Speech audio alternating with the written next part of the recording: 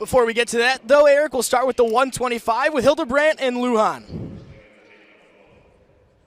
Yeah, I think to note with Tristan Lujan, one of these guys who you're not going to see in mid-shape form. He's still working to get back to that. How about this? He broke his hand at the Michigan State Open. And this guy's so tough. He continued broke his hand in the first period of the Michigan State Open in the match and continued to wrestle 2 full periods with a broken hand. But, yeah, he's starting to get back to the shape he was prior to, because you can be in shape. There's a thing as conditioning, but once you get on this mat, it is completely different than anything you're going to do on the bike or drilling. Everything else just goes out the window. Out the window. But you're seeing here, Lujan control the inside ties, and now Hildebrandt pushes him out of bounds. And Hildebrandt looks big for a 25-pounder. When these guys stand up, Hildebrandt is nearly a head taller than Tristan Lujan. What can length for a guy like that do for him here? Well, for Lujan, what he has to do is make sure his ankles are tucked. When he gets to a shot, you know that Drew Hildebrandt is going to be looking to scramble. So making sure his ankles are covered whenever he gets to a shot. And if he does get to a shot, he has to focus on finishing quick. It has to be that second effort, that second level. It can't just be the shot and then stop. It has to be shot, work to your finish right away. And if Drew Hildebrandt does stop that initial shot, it has to be what's going to be that secondary option. And Drew Hildebrandt gets deep on a swing single here. And what he's going to have to do is shelf that to his right hip. He's going to want to finish this. Beautiful. Cuts his head to the outside. First points on the board for Hildebrandt. He did lose on Friday against Nick Suriano, but that's the #1 guy in the 125, and he held his own, just a 2-1 loss. Yeah, that was surprising to me. I was expecting Suriano to put up more points than 2 against Drew Hildebrandt, but this is where he makes his money. You know, coming from Central Michigan, being Borelli built, like Justin Oliver, who we're seeing in the corner of Michigan State. These guys from Central Michigan know how to ride. He understands where his hips have to be, and you see all of the pressure is going on that lower back of Tristan Lujan. But this also raises the question, where do you go in the second or third period? Penn State will have choice in the odd matches, but when it does become choice for Tristan Lujan, what is he going to do? Because you're seeing this, it's going to be tough to make his money at least here today in the down position. Riding time already to a minute in this first period for Hildebrandt as we wind down the last couple seconds. But if you're looking at this as a positive, no back points and no stall call, so heads into the second period, only down 2-0. Let's see what is... I think they said there's blood on the mat somewhere, so we'll get a timeout to take care of that as Tristan Lujan gets instructions from Roger Chandler as they clean up the mat in between periods here. Yeah, we'll see. This gets to a swing single and now comes out, and instead he switches and picks up the takedown for 2, heads into the second period, leading 2-0. What do you think they're saying in that huddle to him there?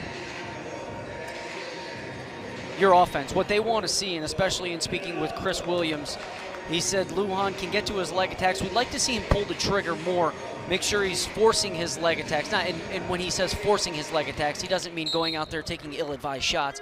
He means getting out there and at least trying to sacrifice something, because, I mean, you don't like to see zeros on the scoreboard for either guy, but Tristan Lujan has to start to... That's how you get your confidence going. You're going to have to start to work to some sort of offense, and it starts with building to a tie, and you're seeing that here, getting to his ties early, but now you want to see him get to that shot and then once again get to his finish. And we know how good Penn State's back half of the lineup is, so they want points here early. Michigan State does if they want a chance. Get a slide by there for Hildebrandt as he pick up his second takedown.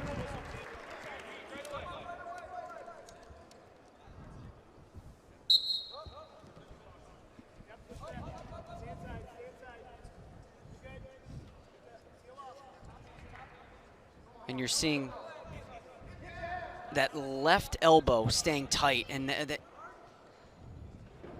left elbow was staying tucked to his hip, and what that was doing was allowing Tristan Lujan to build a base and not let that left leg in, but as soon as there was a little space, that's where Drew Hildebrandt took advantage of the position and threw in that second boot.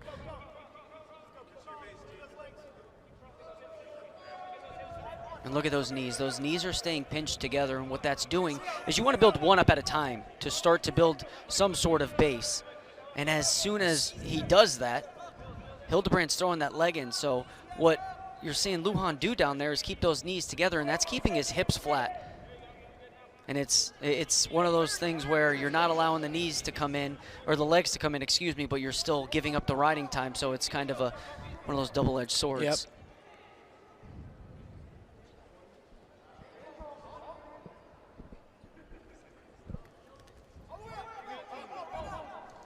Getting down to the latter stages of the second period. Hildebrandt up 4-0. Riding time up to 2.5 minutes now. Lujan gets to his feet. Would be great if he could pick up at least one.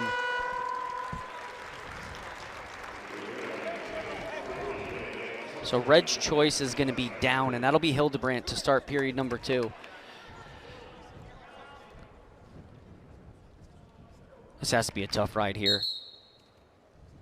Great to stop that initial first move. That's what you want to see for Lujan. Now he comes with a tight waist on that left side. Went claw ride. Has to go big lift here. Runs out of bounds. Does Lujan. We're back to the center. No change in position. It's going to be Hildebrandt still in the down position. 14 seconds into the third period. If you're Lujan, here is the mindset. Go hard. Try to tie it up. Take it longer, or are you just trying to avoid that major decision? No, for him, he's still in this match. Being down 4 points, one turn completely changes this match. You know you're going to need a turn and then a takedown, but what you can't do, that's great. Understanding the situation, and once again, he is not in mid-season form. Broke his hand, and I believe this is his third or fourth match, so he's going to continue to improve as the year goes on.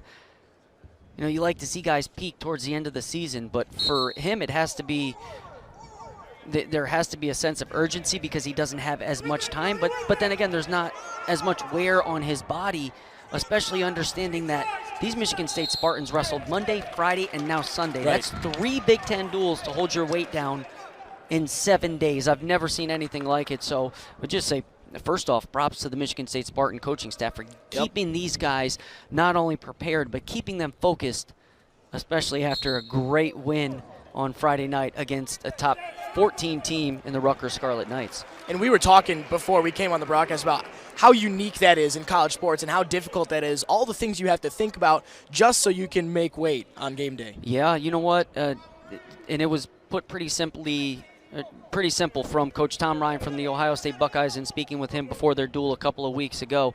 He said, I think it is the most unique thing in all of college sports. You think about it. Basketball players don't have to do as 1 hour weigh-in to have your body not only cut down 1 hour before, but this would be huge here if he could pick up this takedown. Lujan has to start to work back to the center of the mat. Now he has to get his head up. His head is stuck down, but you're seeing that right foot stay in bounds as Mike McCormick, our head official, calls the out of bounds. And we're back to the center. Positive there. We saw him get to his tie. We saw him get to his shot. Third is going to be that finish. But back to what Coach Tom Ryan was saying. It is the most unique thing for you to weigh in 1 hour before a duel and then compete with the best wrestlers in the country on an hour's notice is something that only wrestling has to do.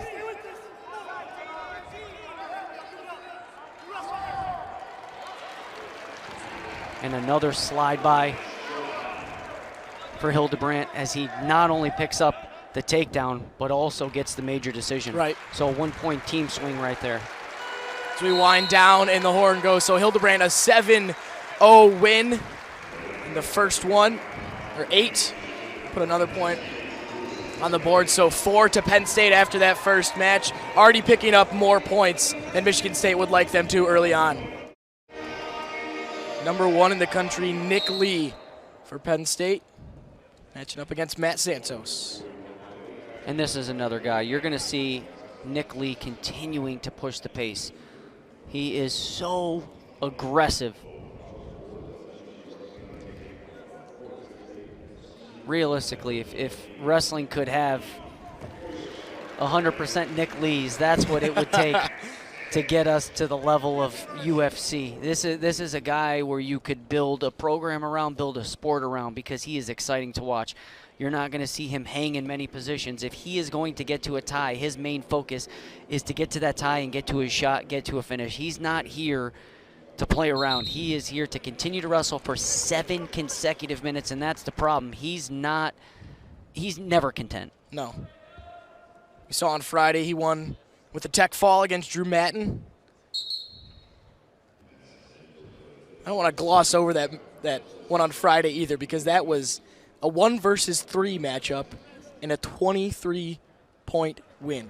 Yeah, that's one you want to forget about if you're the Michigan Wolverines, especially coming into the duel, one of those 1 versus 3 duels. It's a top 3 ranked matchup. They had expectations to potentially upset. There was hype around the whole thing. I don't think it went maybe the way. Obviously, I think Penn State was still the favorite and everyone expected them to win, but not in the fashion that they did. No. And Nick Lee is running this bar arm, and it is putting a lot of pressure on that right shoulder of Matt Santos. But Santos comes up to his feet, and now Nick Lee right back in his face. You're seeing that right side heavy collar tie. Then he comes underhook on the left side, and he's continuing to move. And this is what you don't know.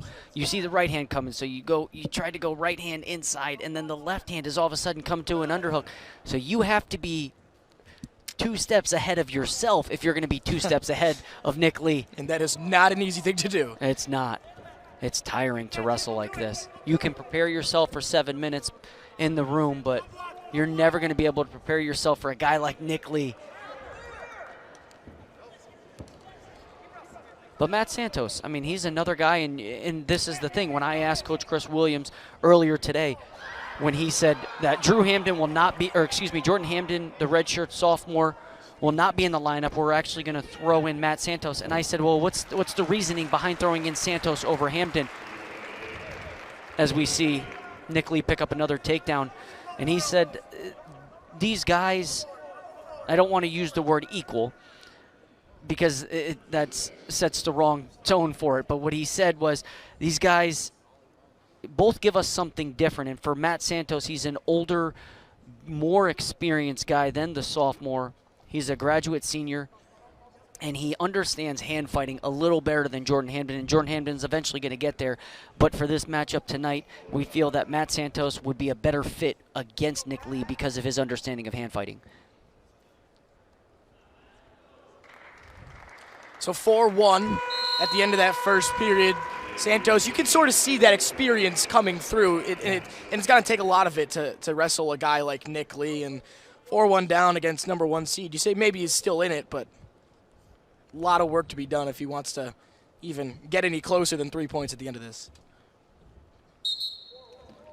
Yeah, and look, there's no secret here for the Michigan State Spartans. The Penn State Nittany Lions, ranked number 1 in the country, 12-0, 4-0 in the Big Ten. Are they favored? We're not hiding that as Michigan State Spartans. That we understand that there's an uphill battle, right? The program for the Michigan State Spartans is we're on the right path to get to where we want to be, but at the same time, these guys are not going to just bow down to the Penn State Nittany Lions because they're 12-0, because they have a number 1 next to their name, because rankings are done by somebody else that is not in the wrestling room 7 days a week like these guys are. The guys doing the rankings are not cutting the weight. They're not sacrificing the hours and hours that these athletes are. So they're focused on themselves. These Michigan State, as I said in the opening, they're not saying we have to wrestle Penn State. They're saying we get to wrestle Penn State. Opportunity to get better at the end of the day, too. That's all it is. We saw before we started here today, all the wrestlers were running around with the mat with smiles on their face. Yeah, take a break for a second. Looks like the left nostril of Santos. Lots of red. He gets tended to. I mean, they were playing mini football on the mat and tossing the brick around, trying to juggle it and stuff. And they're coming. I mean, they were coming in here with a good mindset and upbeat mindset. Yeah, Matt Santos here got to a high crotch. His head was stuffed down, and Nick Lee trapped that left ankle. But the strength on Matt Santos, I'll tell you what, to hold this and not give up 2. Did sacrifice his nose, but that's nothing that the trainer can't fix as we get back to action here. 1:04 left in period 2. But what an opportunity in front of a packed house here in Jennison Fieldhouse to welcome the #1 team. Yep. This is cool. Yeah. Santos, the strength, because look at that. Nick Lee, hips down, shoelaces on the mat, technique exactly perfect, exactly how you teach it. But the strength on Santos to hold that, props to the Spartan. Shot attempt again, great job. But he's shooting to that opposite side of the body. You see how his head was on one side? And that's tough. Minor adjustment there. I mean, that's something you can build off. And this is what I said with Lujan. You saw Matt Santos taking shots, and although that he didn't finish, I mean, he's going to, once you have that confidence to get out there and just pull the trigger, it's something you can't teach. And you can tell a guy as a coach, we need you to shoot more, but Matt Santos is out there trying to put points on the board. And I'm not saying Tristan Lujan's not trying to put points on the board, but that's what he has to do. He may have to sacrifice giving up the takedown at some point to get a takedown, but with that broken hand, that'll come.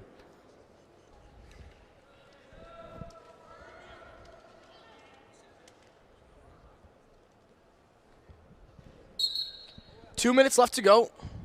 Lee up 7-1. Penn State up 4-3 after the first two. Riding time just over 2 minutes for Nick Lee as well, as Matt Santos tries to escape.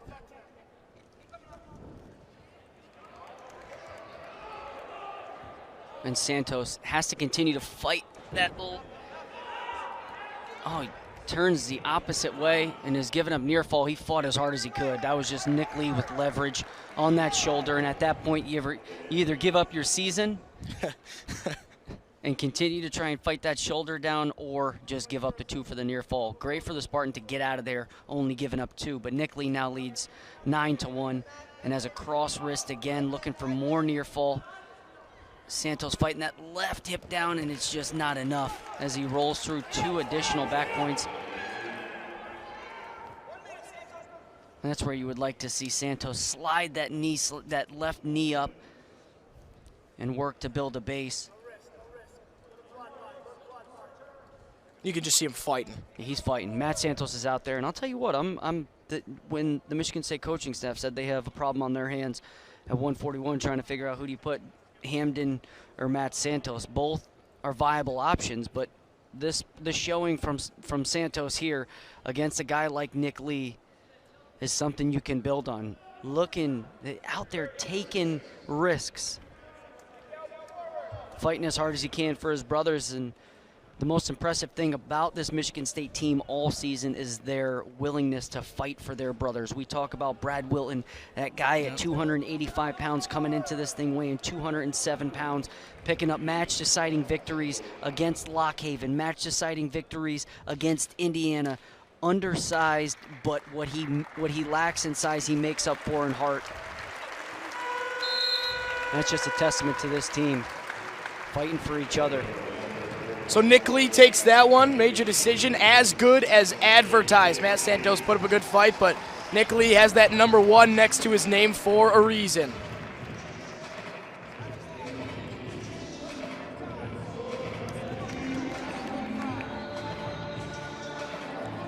So add 4 more to the scoreboard for Penn State after that last one at 141. So now 14-6 for Penn State after the 165. Oh, and this is... We're getting into the 174 here already. Carter Starocci and Marty Larkin. Starocci, of course, #1 in his weight class. Just about to say John Murphy, Freddie DeRamus, Marty Larkin, St. Rita.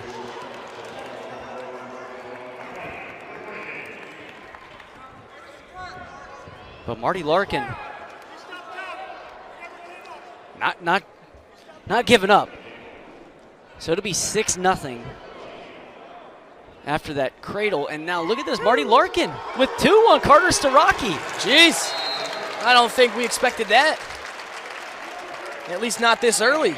Less than a minute in.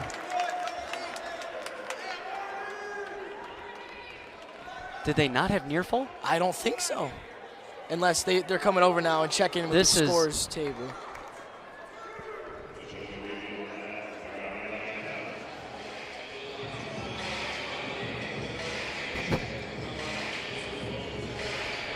They have to be looking at the cradle. That's what I'm thinking. I thought I heard over the PA they're saying regarding riding time. So, yeah, but there's only 2 points on the board. Right. I mean, I don't know what I would imagine Starocci should have more than 2 points on the board, but let's see.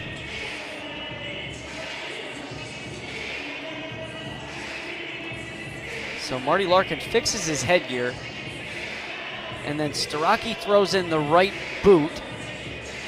Marty Larkin catches it, picks up the reversal. So riding time would...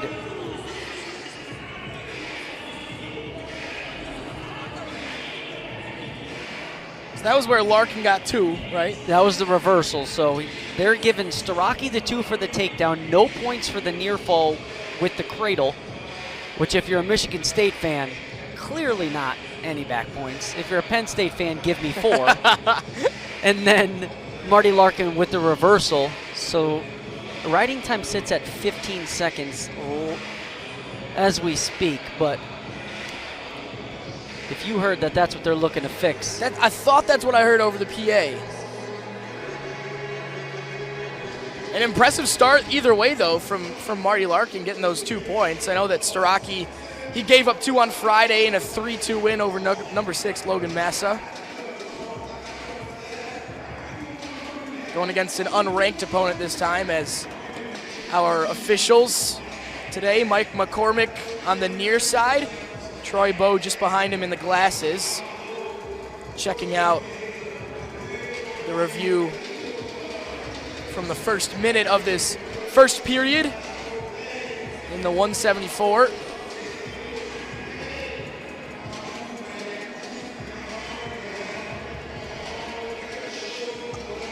When you are going up against these Penn State guys and they got those 1 or the 2 next to their name, and you don't have a number next to your name, how do you go into that still believing you can win? Like I said before, I mean, these guys are, it's all about, do you have the confidence in yourself? Do you have the confidence in your training? Because I'll tell you what, Marty Larkin is not, during his summer break when he's sacrificing going on all the trips with his friends or his spring breaks or his Christmas vacations being cut short to practice, Marty Larkin's not thinking about Carter Starocci. He's thinking about, how can I improve myself? How can I help my team? So you don't wrestle thinking that you're going to go out there and lose. That's the difference between the Michigan State Spartans of today and the Michigan State Spartans under Coach Tom Minkle. When Coach Tom Minkle was the head coach of the Michigan State Spartans, it was clear that the direction of the program needed a change. They needed a change in philosophy. They needed a change in coaching staff, and that's exactly what they did. They elevated Coach Roger Chandler to the head coaching position.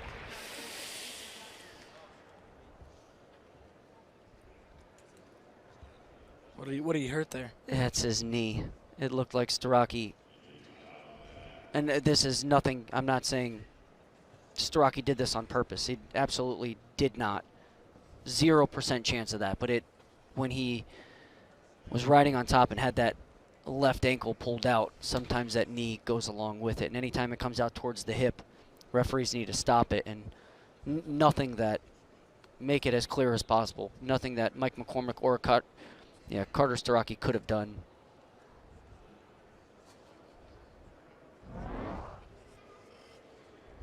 So you see it starts to come out towards the hip, and anytime that's dangerous. And then they do get in there right away, so well done. And it was injury time, and you know, coming from St. Rita High School in Illinois, that you're going to get some toughness from Marty Larkin, just knowing, I believe Albert White as well from St. Rita High School.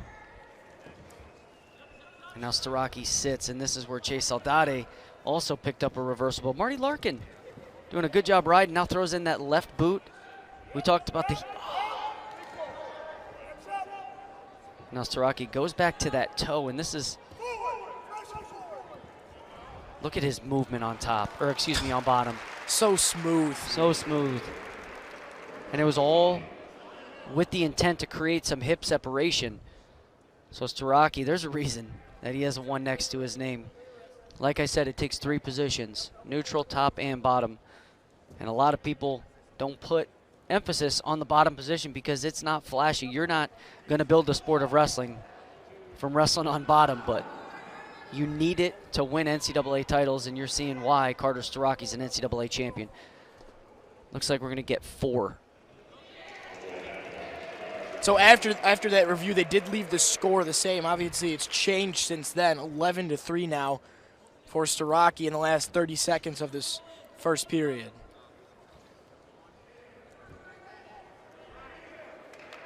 Working on another set of near fall, and you see how theatrical he is when showing the referee how I'm breaking the hold.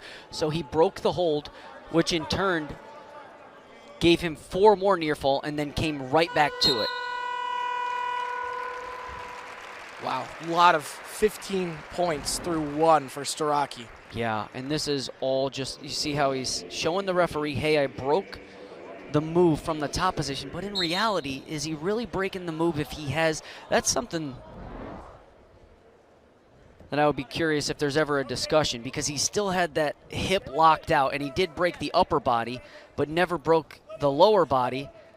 And either way, it is what it is, but he gave up the near fall, and you can tell Marty Larkin is hurt. Still that knee, right? It's Yeah, gotta be. Definitely. This is going to be... The referee gets caught in there.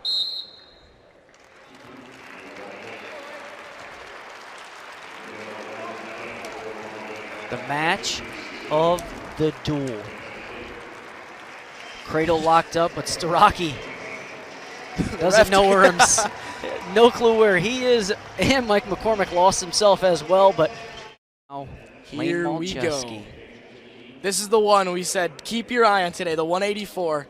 Number 1 Aaron Brooks against Layne Malczewski, who pulled off one of the better upsets we've seen from MSU Wrestling in recent times against number 5 John Poznansky on Friday.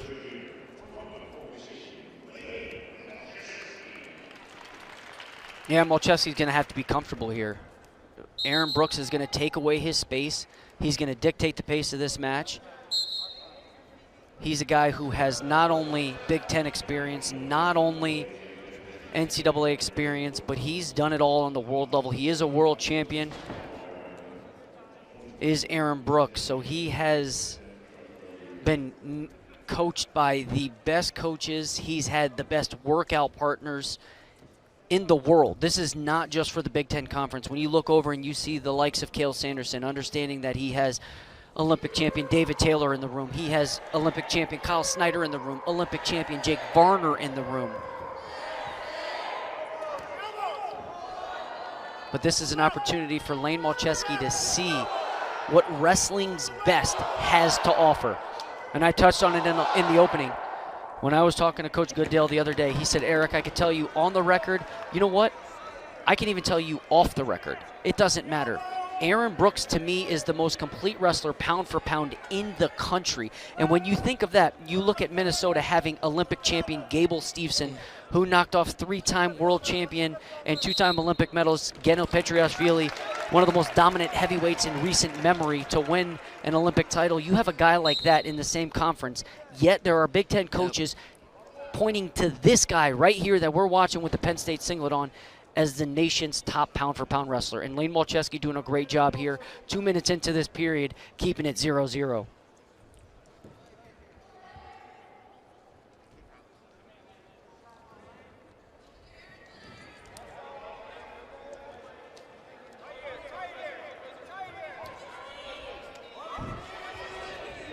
And this is, again, the knees going out towards the hip. I would stop it here.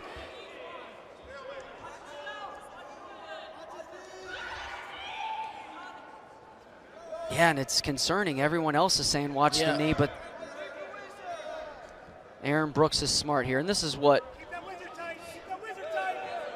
Layne is so dangerous here. He's long, he's lanky, but Aaron Brooks is going to have to pull this back into the center of the mat, cut off that out-of-bounds line. There he goes, and he does it. He yanks him.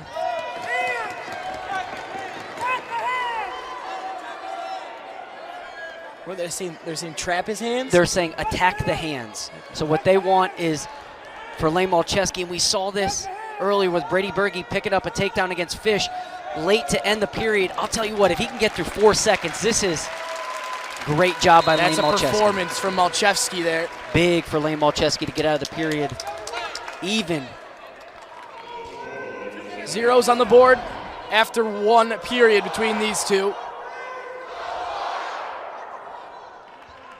Brooks, of course, coming off that win against number 2 Miles Amin, bronze medalist in Tokyo, a 3-1 decision for Brooks on Friday. That was one of those things where wrestling fans were asking the question. You have a guy like Miles Amin. Of course, when you think about the guys on the world stage, not only who Miles Amin have lost to, Hassan Yazdani Chirati from the Islamic Republic of Iran, Olympic champion in Tokyo. David Taylor, Olympic champion in Rio. David Taylor, Olympic champion in Tokyo. Artur Naifanov, world and Olympic bronze medalist. And then for Aaron Brooks to defeat a guy who is on that level is just, it says a lot about Aaron Brooks. I think we've pumped him up enough, but the question was asked and the question was answered. Absolutely. He is the top guy at the weight, and there are no more questions.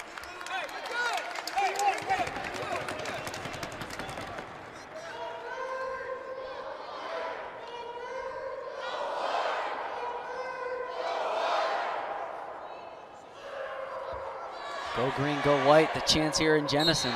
Then they get answered with Penn State's as well, who we have to say traveled very well.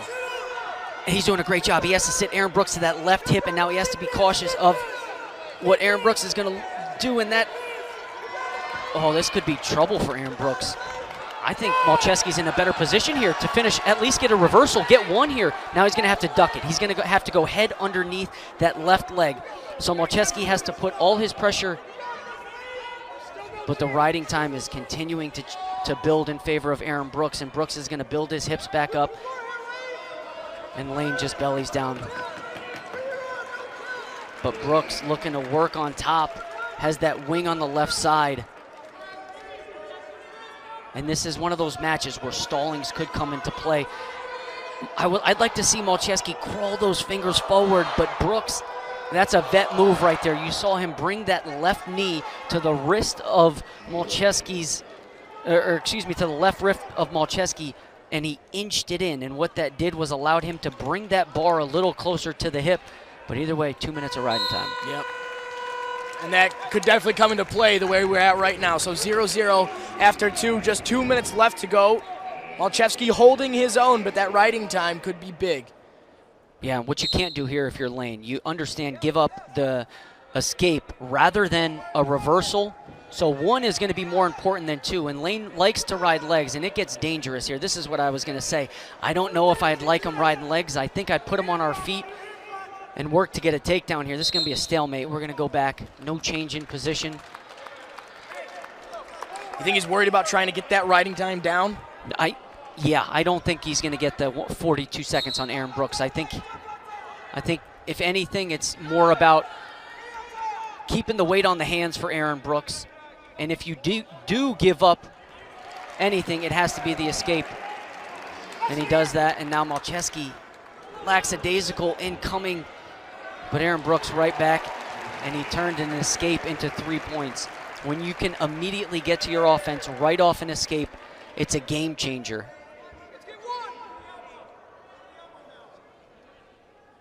And keep in mind, Layne Malczewski is also coming off an injury as well. Lower body injury kept him out against Ohio State. So these third period, especially with a guy who is constantly attacking for 7 minutes like Aaron Brooks, it's got to start to wear on him. It's starting to wear on him, yeah. But Malczewski This was a gauge for him. Like I said earlier, this was not one of those, hey, I have to wrestle Aaron Brooks. I don't want to do this. This is one of those, I get to wrestle Aaron Brooks. This is an opportunity for me to see how I stack up against the nation's best guys. Yeah.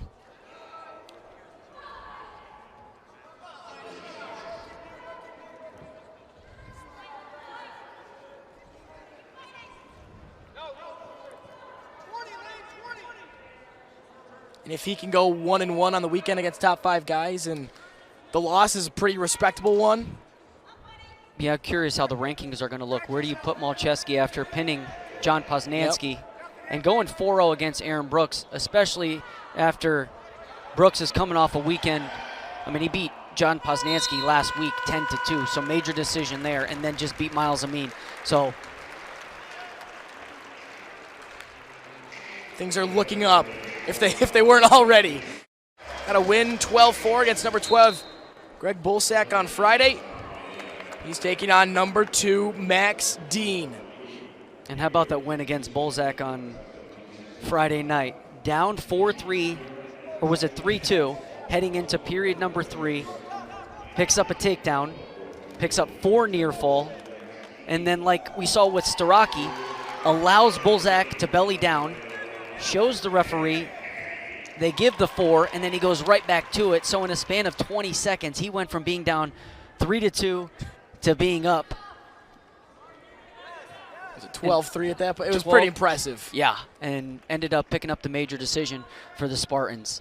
And Bulsack just had no clue what was going on. He was lost. Couldn't believe that he gave it up.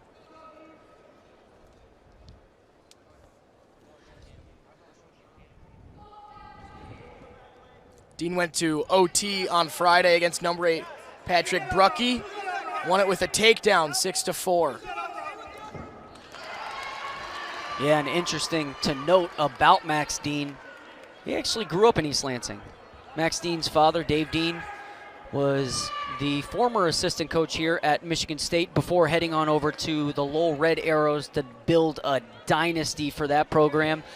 And then Max Dean followed his brother, 2-time NCAA champion, 3-time NCAA finalist from Cornell, Gabe Dean, to Cornell, where he reached the NCAA finals a few years ago with an upset win over Miles Martin, the NCAA champion from Ohio State in the semifinals.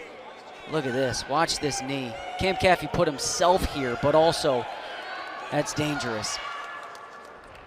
And then Max Dean transfers from Cornell over to Pennsylvania State.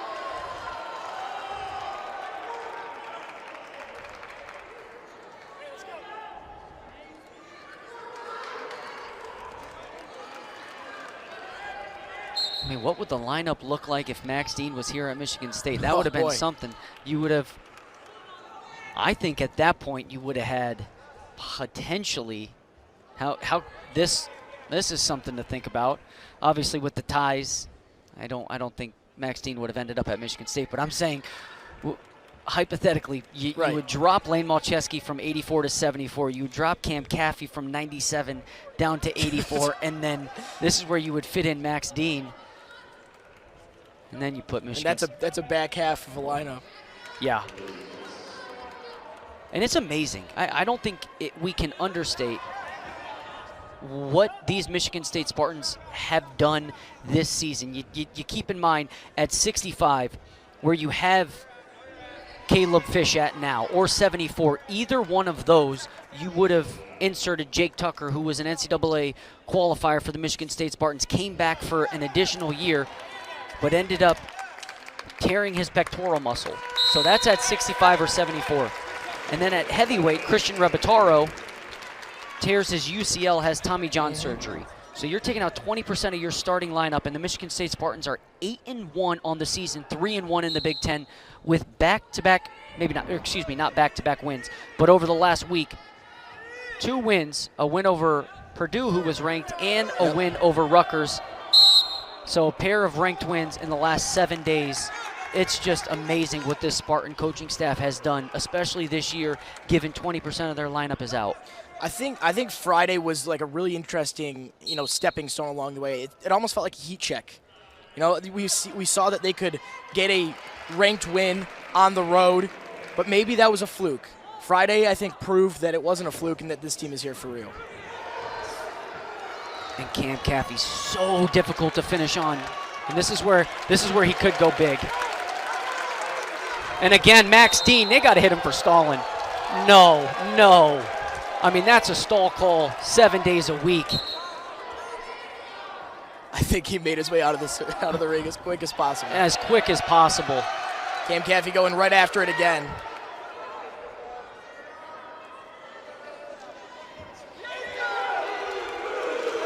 And there goes Caffey picking up 2 for the takedown and now gets the leg and comes.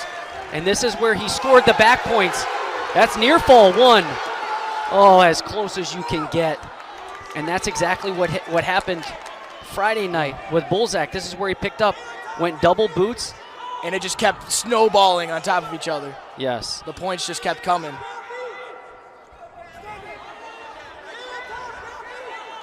I think Caffey's in trouble here. This is where he just give up the 1. He's smart there. He knows the implications of this match.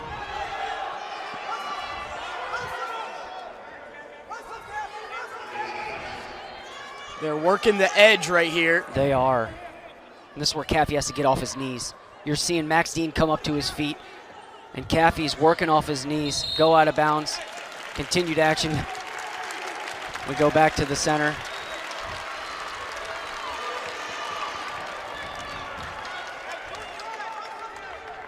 It's 15 seconds left. We touched on this with Caleb Fish. Caffey has to get out of this period scoreless here. Not only 10 seconds left to do it. Not only scoreless, but also stall-wise as well. 3, 2, 1, time. So he'll take that, right? Absolutely. 2-2 after 1? 2-2 with 46 seconds of riding time. Where's he going? I don't know, but he looks like he's a little out of breath here. That was a difficult one for him as you check out the replay there. Yeah, that was close. As close as you can get to a call. Caffey, he's going to have to dig deep here. Penn State fans weren't happy in that little break with how long he was taking to, I think, get back into position.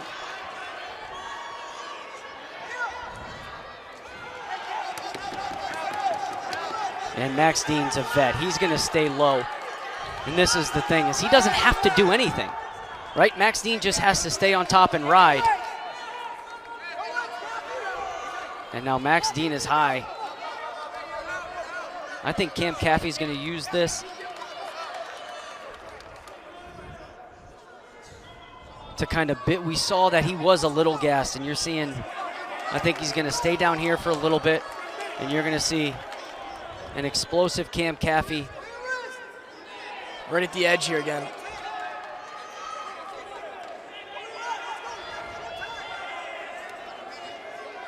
Riding time now in favor of Max Dean, just switched over.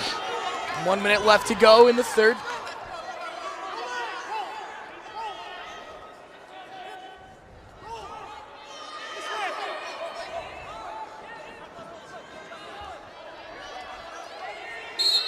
And if Caffey doesn't get out, Max Dean will win this match. Right.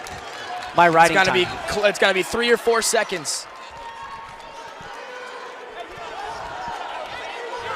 Referees are discussing here. Looks like they're going to come to the monitor. Yeah, but I'm going to tell you what, this is in favor of Caffey. If you're the Michigan State coaching staff, you're saying, hey, let's take a look at this. You guys take your time, right? You know what I would do here? To be honest, the brick, we're in the last match. I would brick it. I would challenge it. I would give Caffey the chance to catch his breath. I would send him. That's exactly what I would do.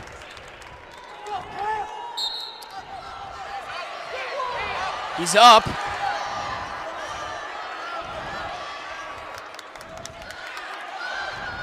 And he escapes. 30 seconds left. And he can, and this is where they're going to hit him with stalling. Watch. Even after Max Dean. Take him out of bounds. 23 seconds on the clock. Caffey up by 1. Caffey up by 1. Caffey hasn't been hit for stalling either. So he can just circle to the out of bounds line. Number 2, Max Dean. Down by 1, 15 seconds left. Everyone in the Michigan State side wants 2 points for Caffey right now. 10 seconds left to go. Caffey's just about there. And Caffey keeps that in. And he gets it. Caffey ups it. Caffey with the upset over Max Dean. 12-0, 12-1. These last 4 wrestlers for Penn State Eric were 44-0 coming into today. That's their first loss of the season. Cam Caffey, take a bow.